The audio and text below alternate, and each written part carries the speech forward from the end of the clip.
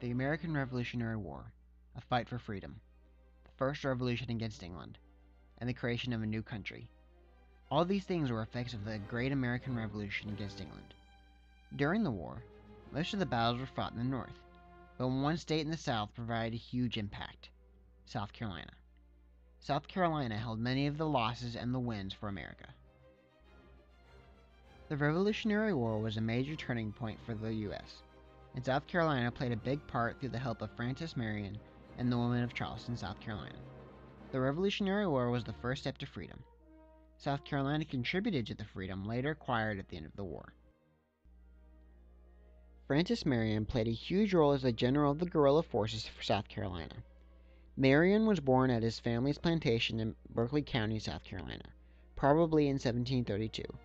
The family's youngest son, Francis, was restless and continued to grow up in a search of new opportunities. At the age of 15 years old, he joined the crew of a ship and sailed to the West Indies. During the Revolutionary War, Francis Marion led the guerrilla forces in the swamps of South Carolina.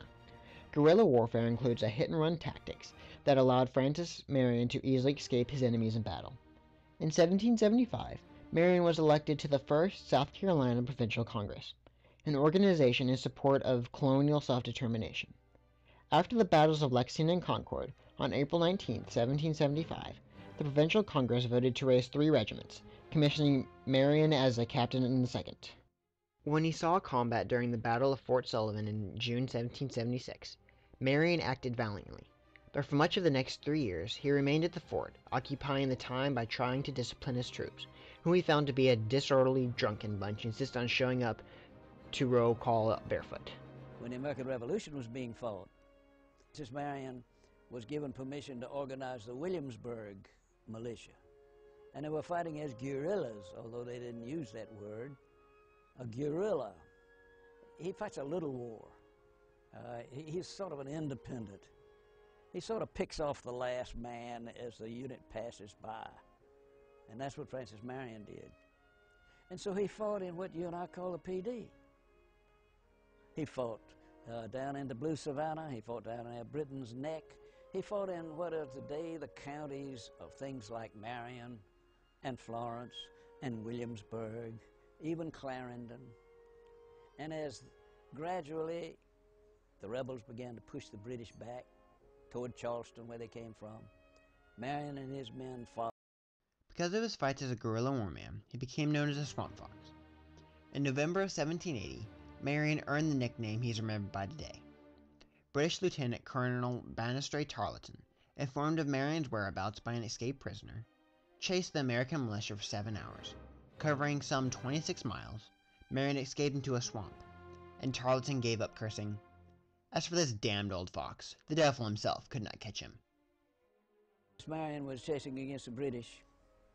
He chased against one of the British commanders who was notoriously wicked, notoriously ruthless. His name was Tarleton.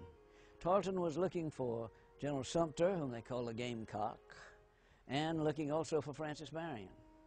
But as was his habit, when the British began to get the upper hand and began to chase him too much, Francis Marion and his forces went into the familiar areas of the swamplands, particularly a swampland in Clarendon County of today's name, Ox Swamp. And there he hid himself in the fastnesses of the swamp, and the British were unable to find him. It was said that the British General Tarleton, furious and exasperated and totally frustrated, said to his men, "Let us quit looking for Francis Marion and go and look for the Gamecock.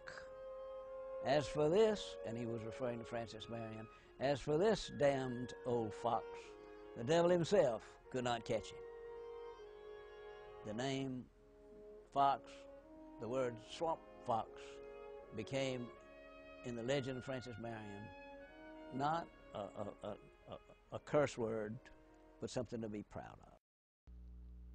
After these early battles, Marion contributed in the fights that made him most famous. Marion took command of a militia and had his first military success that August when he led 50 men in the raid against the British. Hiding in a dense foliage, the unit attacked an enemy encampment from behind and rescued 150 American prisoners. Though often outnumbered, Marion's militia would continue to use guerrilla tactics to surprise enemy regiments with great success. Even after his death, Marion still had a lasting influence. In December 2006, 2 centuries after his death, Marion made news again when President George W. Bush signed a proclamation honoring the man described in most biographies as the faithful servant Oscar, Marion's personal slave. Bush expressed the thanks of a grateful nation for Oscar Marion's service in the armed forces of the United States.